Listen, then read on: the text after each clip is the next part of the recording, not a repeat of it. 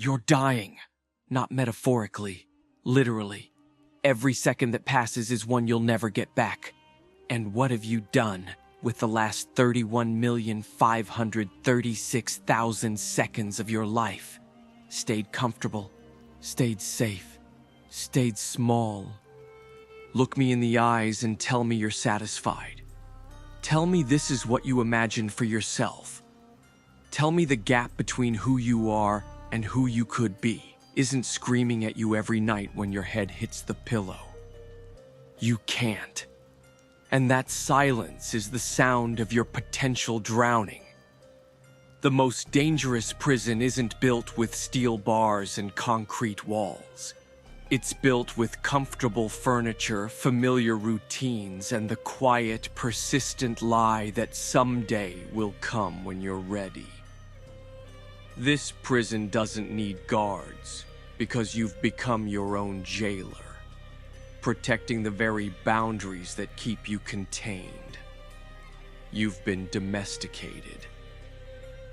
And the worst part? You've mistaken this domestication for wisdom. Let me tell you something most motivational speakers won't. The main thing keeping you from your greatness isn't external opposition. It's not lack of resources. It's not even lack of knowledge. It's the insidious comfort of your golden cage. You stay in jobs that slowly kill your spirit but pay your bills. You maintain relationships that drain your energy but protect you from loneliness. You pursue goals small enough to achieve without disturbing your precious comfort zone. And with each compromise, each surrender, each sensible decision, your potential doesn't disappear. It transforms into something far more toxic. Regret. The most haunting realization awaiting you isn't failure. It's the eventual certainty that you had vastness within you that remained unexpressed. Power that remained unleashed. Truth that remained unspoken. Not because you couldn't access it, but because you chose the familiar pain of mediocrity over the unfamiliar pain of growth. This isn't about motivation. This is about mortality. Your time is running out. 3 brutal truths you need to confront immediately. First, your comfort is killing you. Not quickly and mercifully, but slowly and insidiously. One abandoned dream, one swallowed truth, one delayed action at a time. What feels like self-preservation is actually slow-motion self-destruction. The human spirit wasn't designed for comfort. It was designed for challenge, for growth, for the profound satisfaction that comes only from pushing boundaries. When you prioritize comfort over challenge, you don't avoid pain. You simply exchange acute productive discomfort for chronic soul-crushing emptiness. Every time you choose comfort over courage, something within you dies. A possibility, a pathway, a version of yourself that might have been extraordinary. These small deaths accumulate until you're living as a fraction of who you could be, mistaking mere existence for living. Second, waiting is a form of death. Not physical death, but the death of potential. Someday is the most dangerous word in human language. It creates the illusion of future action while justifying present inaction. It's the lie that lets you sleep at night while your dreams remain unrealized. The convenient fiction that allows potential to wither while protecting your ego from the pain of confronting your own hesitation. Time doesn't respect your plans. It doesn't care about your preparation. It continues its merciless march forward, converting potential into regret with mechanical precision. Each moment of delay isn't merely postponement. It's partial surrender. The bitter irony? You're already experiencing the pain you think you're avoiding by waiting. The discomfort of discipline weighs ounces. The discomfort of regret weighs tons. You're choosing the heavier burden while convincing yourself you're taking the easier path. Third, your fear isn't protecting you. It's lying to you. That voice telling you to wait, to prepare more, to start tomorrow. It's not wisdom. It's not prudence. It's fear masquerading as responsibility. And its primary function isn't to keep you safe. It's to keep you the same. Fear doesn't want you dead. It wants you predictable, controllable, familiar, even to yourself. It understands that the greatest threat to its existence isn't failure, but transformation. The emergence of a version of yourself that no longer needs its protection. When you feel that knot in your stomach before taking a risk, that tightness in your chest before speaking your truth, that heaviness in your limbs before stepping into the unknown, recognize it for what it truly is. Not a warning, but withdrawal. The discomfort that comes when you're breaking free from addiction to safety.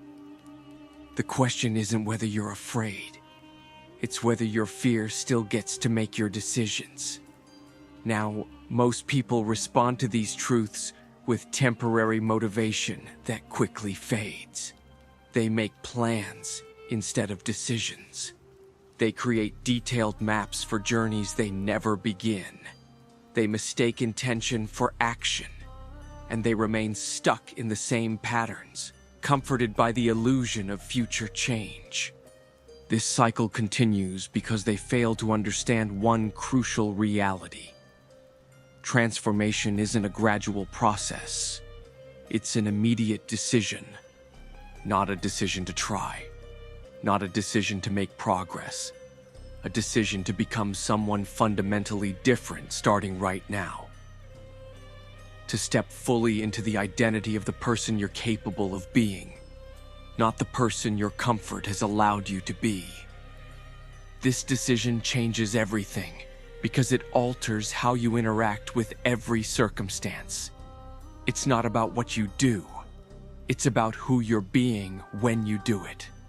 The shift from living from the outside in, letting circumstances determine your internal state, to living from the inside out, letting your chosen identity shape your response to all circumstances. Stand up right now. Physically stand. Feel the weight of time passing. Feel the accumulated regret of delayed action. Feel the heaviness of unfulfilled potential. Now feel something else. The immense power of choice that exists in this precise moment. You can decide right now to stop waiting for permission, for perfect conditions, for absolute certainty. To stop treating your magnificence as something that requires external validation. To stop postponing the expression of what's already within you. This isn't about becoming something you're not. It's about refusing to continue being less than you are. The world is full of people living in golden cages. Comfortable, safe, predictable lives that slowly suffocate their greatness. They've been convinced that this cage is actually a sanctuary, protecting them from danger. That the very barriers constraining their potential are necessary defenses against uncertainty. Break the bars, not tomorrow, not when you feel ready, not when conditions improve. Now, your life can change in an instant. Not because circumstances suddenly align, but because you finally make the decision that every other decision flows from. To live as if your time is finite, your potential is vast, and your responsibility to express that potential is non-negotiable. Look at your hands. These are the tools that can build a life of greatness or a monument to mediocrity. Look at your heart. It knows where you truly want, beneath the layers of rationalization and fear. Look at your mind. It's either your greatest ally or your most insidious enemy, depending on whether it serves your courage or your comfort. The decision is yours. Not gradually, not eventually. Right now. Step out of the golden cage. Yes, it's uncertain out there. Yes, it's uncomfortable. Yes, it's demanding. It's also where you'll finally discover what you're truly capable of. What you've always been capable of. The only thing more painful than breaking free is staying trapped, watching your potential slowly die while comfort whispers that you're doing the right thing by waiting. You've waited long enough. So has the world that needs your unleashed power, your uncompromised truth, your unapologetic greatness. What happens next is entirely your choice.